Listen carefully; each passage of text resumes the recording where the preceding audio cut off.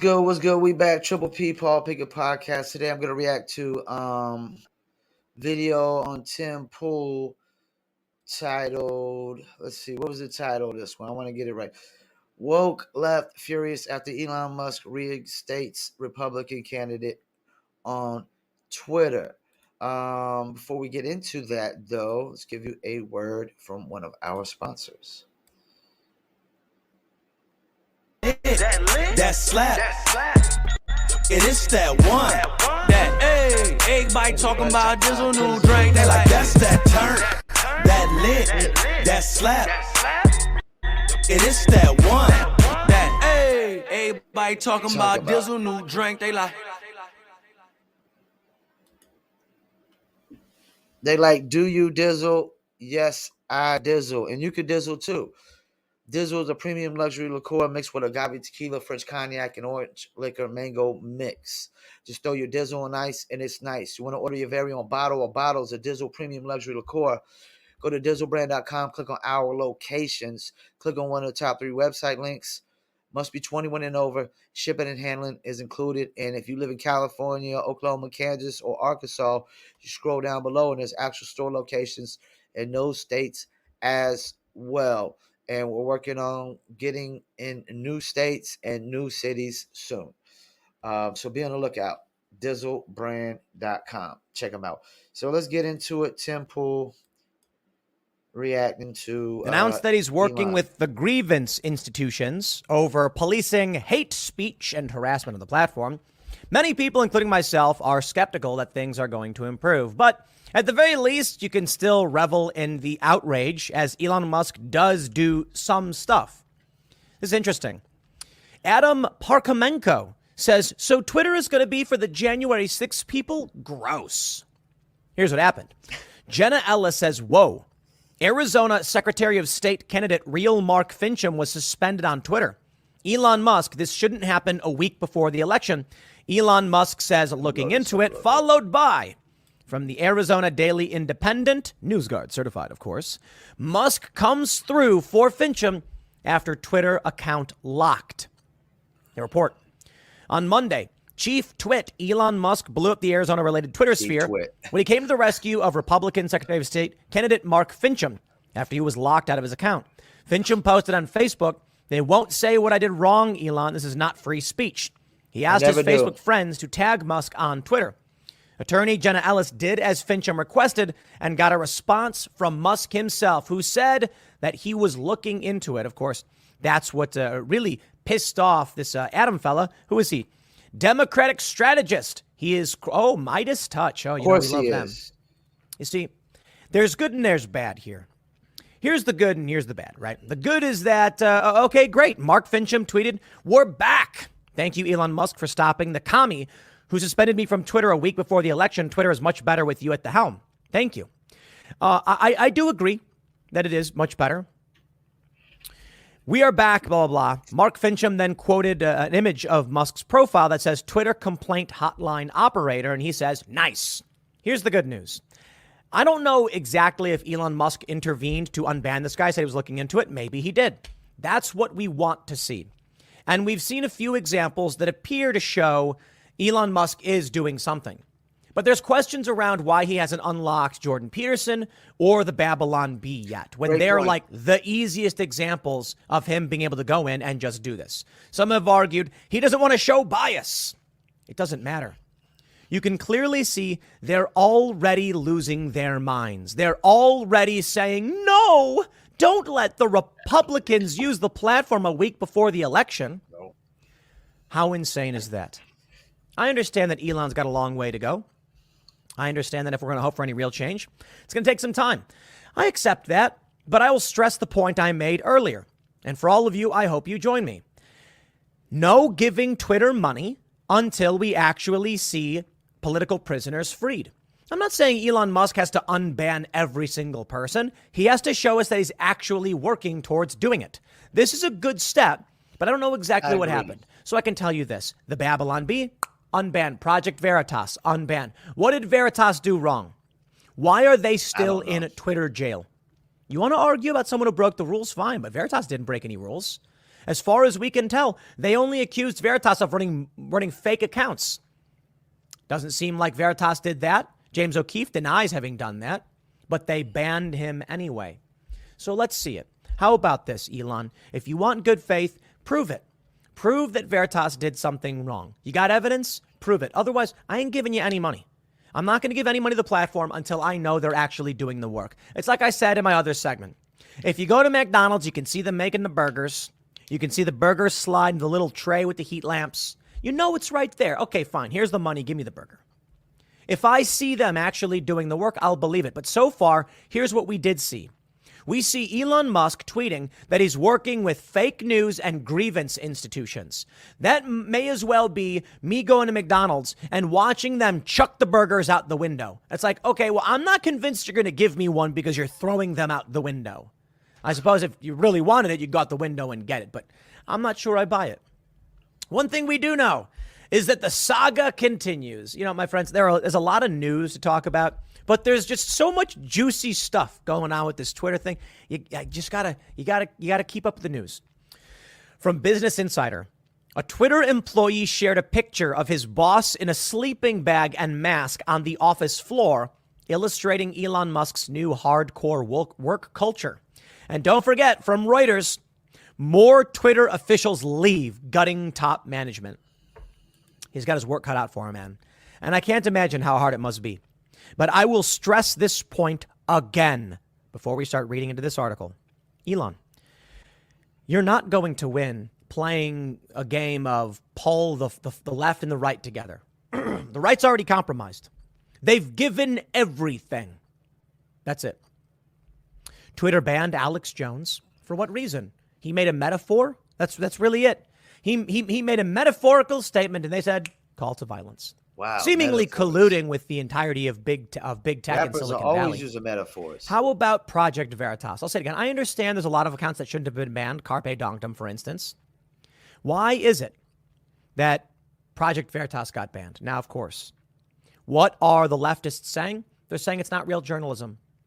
It's not real journalism, so who cares? What's the right saying about the left? The left journalists should be allowed on the platform. You see the problem? Exactly. This is what's going to happen. If we do not hold Elon Musk to the highest standards, he will say this: the right is okay with some censorship. They hate it, but they'll stay on the platform, and the left will not tolerate allowing the right on the platform. The end result, as I've stressed, Elon is going to compromise with far left organizations, and he already is, to ban the right and not the left. Now, maybe one difference we may see, Elon Musk starts banning Antifa. I think there's net positives here for sure. I think he's making the Twitter employees actually work. Take a look at this. A Twitter employee shared a photo appearing to show his boss asleep on the office floor just days after Elon Musk took over the company. The photos show Esther Crawford, director of product management at the social media giant, wearing an eye mask and wrapped up in a sleeping bag on top of a sleeping mat. She said, when your team is pushing round the clock to make deadlines, sometimes you sleep where you work. I am absolutely not okay with that. You know, look, Elon, you can run your company however you want, but for hygiene reasons, yeah, no, not interested. Now, let me chime in. And I'm pretty sure Elon didn't force her to sleep on the floor like that. She probably chose to, and you know, I actually like to sleep on the floor sometimes. You know, and right here in my podcast room to be exact. You know, so and I work from home, so there's that. I get where Tim's kind of coming from. Like, I get that Elon says he bought Twitter. He bought Twitter because he's trying to have a platform still in the social media where there's actually still free speech allowed. But I still don't think he'll be able to fix the bot issue. Part of the reason why he slow rolled buying it. you're definitely always gonna have to kick and ban people off of Twitter, because Twitter, every social media platform, still gonna have, even with free speech, is still gonna have some rules that people are gonna break. Like maybe porn content or illegal gambling or something of that nature. Um, Twitter already really sucks. I can rarely get any traffic out of Twitter whatsoever. Um, Even when I run ads on Twitter, I really don't like the results. Not compared to the results I could get on Facebook or Instagram or YouTube or TikTok. Twitter ads suck. Twitter algorithms suck. You know, I'm kind of with Tim Pool, and also like, we don't need to be paying for no subscriptions unless we see. I gotta see Jordan Peterson back on the platform first before I do that, and Andrew Tate if he's not. I don't really follow the Babylon Bee, but yeah, why not? They got to be back on there. The other one Tim Pool was talking about, apparently he's convinced that they did nothing wrong, so they got to be back on the platform. Um, Alex Jones, yeah, you could probably keep him off. And that's another thing, like, because Tim made a great point. Like, Jordan Peterson and Babylon B would just be an easy one compared to somebody like Donald Trump, where everybody's on the left is really going to go batshit crazy. I guarantee Elon lets Trump back on the platform and Trump comes back on the platform, they're going to lose their fucking minds, man. And it's like, damn, I wake up every day and I don't think about Trump one fucking bit. Biden ain't crossing my mind one bit. I ain't sitting there waking up every day like, oh, fuck. You know what? I hate Joe Biden again today.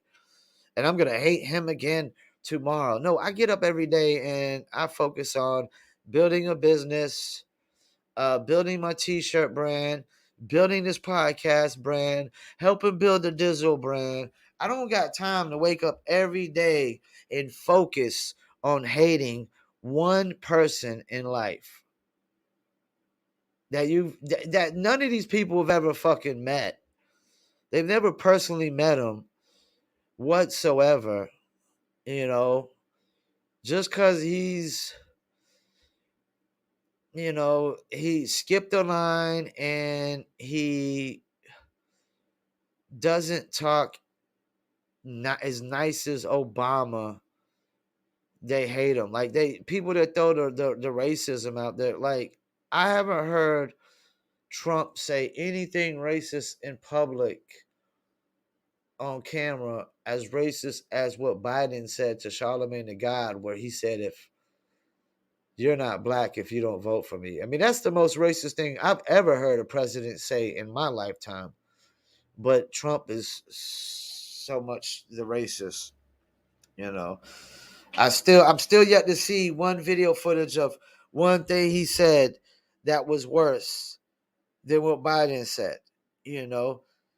And that's what politics has become anyways. Let's vote for the lesser evil. So, I mean, if you're going to vote for the lesser racist guy, then why the fuck did y'all vote for Biden when he clearly said you're not black if you don't vote for him? I mean, that's got to be the most racist thing I've ever heard a president say in my 43 years of life. I ain't heard Reagan, Clinton, none of the Bushes. I ain't heard none of them say nothing that freaking heinous. Yeah, I'm not gonna get any further with what Tim Pool was saying. I agree. It sounds good. The idea is good. Yes, I stream my podcast live on Twitter only because it's easier for me to just StreamYard it live instead of going to my each account and uploading it, which it really doesn't make a difference to me. I don't get any more traffic just posting it than I do going live on there. Twitter really sucks. The ads suck. I don't even run ads on Twitter no more. I wouldn't pay for a subscription until they figure out something with the ads. And I'm pretty sure there's a lot of I'm pretty sure there's a lot of suppression in the algorithms that's holding my content back, because my content, I do react to a lot of conservative content. I'll react to the black conservative perspective, or Valuetainment, or Officer Tatum, or Temple, or whoever else, Pearly Things. Like, a lot of these content creators that I do listen to and I do watch are more on the conservative side or Republican side. And also, when you react to, like, this is something I noticed about my last video, and I was curious about this. Like, if I react to like CNN or liberal podcasters content, they're always throwing copyright contents on it, where they don't really want people using the content anyways. They're trying to suppress, not only trying to suppress your conservative content as a content creator, they're also trying to suppress conservative content creators from reacting to liberal content. Because I was curious after I reacted to a Fox News video for the first time, like, were they going to give me a copyright content thing on there? And some of them say copyright content where they allow you to use the video, but you can't monetize it. Well, Fox didn't throw that on my video. They didn't throw it on my video, but CNN will and MSNB will. So that's another thing going on, is liberals are not only calling for suppression of information from politicians. That's another thing. No politician should be getting um, kicked off of social media a week before elections. That is the very definition of trying to suppress information, suppress a voice, try to rig an election. Because suppressing information from politicians is the very definition of rigging an elections. You're basically trying to suppress the information because it it's going to sway people one way or the other, and you're trying to prevent it from swaying them to vote for somebody else other than yourself. That's corruption at its finest.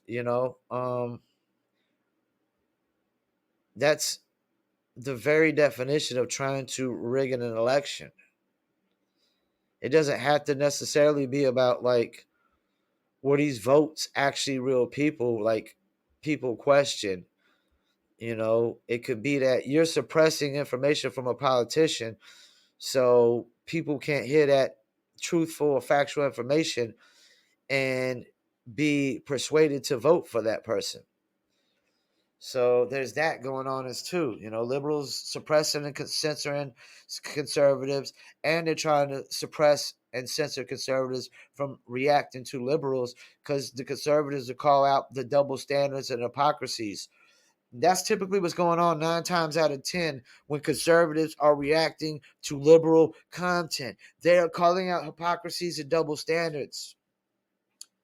I have to call out so many hypocrisies and double standards. I might as well call this the hypocrisy double standard podcast, like, of just calling them out, like, because liberals are living in a hypocritical double standard non-reality right now. They really are, man. I just see so many hypocritical and double standard stances. And that was another thing I was concerned about is, okay, is Fox News going to try to copyright content my video so it's limited and this, that, and the third? And because they're the ones that say, hey, we're not trying to censor nobody. Like he said, conservatives don't have a problem with liberals being on social media and liberals spewing hate at conservatives. They don't have a problem. They just want the freedom to combat that hate with facts and truths, to call out the hypocrisies and the double standards that's going on this so biased, very biased censorship. And that's the main reason why, like, if they were censoring both sides, it'd be one thing. But you're just censoring one side of the field, one side of the fence. And that is total corruption. Total corruption, total election rigging when you're censoring politicians running for election off the platform, and you making sure you only censor the Republican or conservative guys. And yes, when he said a commie had him, banned off of the platform or suspended off the platform, he's right. They have videos of Twitter employees that got fired, and all but everybody at the board saying we're pretty much commies in here. We are pretty much all commies in here, because they probably don't want no non-commies in there.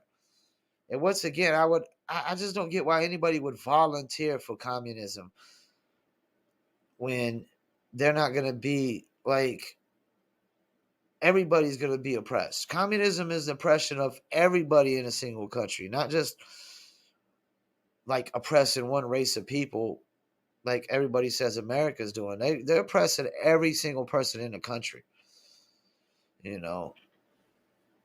So yeah, once again, thank y'all for tuning in. Leftists are gonna be going batshit crazy and out of their mind, especially if they lose the midterm elections. I mean, you know what? Before I go, I gotta bring this up. I was at the burger joint the other day, waiting for a burger, and this black lady asked me if I voted, and told me I need to vote Democrat so they can fix things like they haven't had enough time. I'm really tired of that fucking excuse. 4 years ain't enough. If we don't see you do something significant in the first year, we're already pretty much ready to move off from you. You get 1 year to try to do something significant. One more year, and then we're giving you another year to do one more. That's the thing. You got to do at least one significant thing each year. But these motherfuckers are doing zero significant things. Biden has done zero significant things since he's been in office. I mean, instantly got in, shut down the Keystone Pipeline. We wouldn't have these gas price problems. They're also purposely trying to limit our supply so they can force us to go green. They're literally intentionally fucking up the economy for the sake of going green. And that's about saving the planet when we're not here. And these kids are so fucking dumb and dumber than a bag of bricks. There's nothing that's gonna save them. There's no fucking hope for these motherfuckers. They don't know the difference between a city, a county, a country, or a state. If you don't know that, I mean, I'm sorry. There's no fucking kind of climate control or save the climate that's gonna fucking have any hope for their fucking future. You are doomed if you don't know the difference between a county, a city, a state, or a country. You're doomed. You're completely fucking doomed. I don't care how great the weather is. You're doomed. So once again, I want to thank you for tuning in. Paul Pickett Podcast, and I'm out.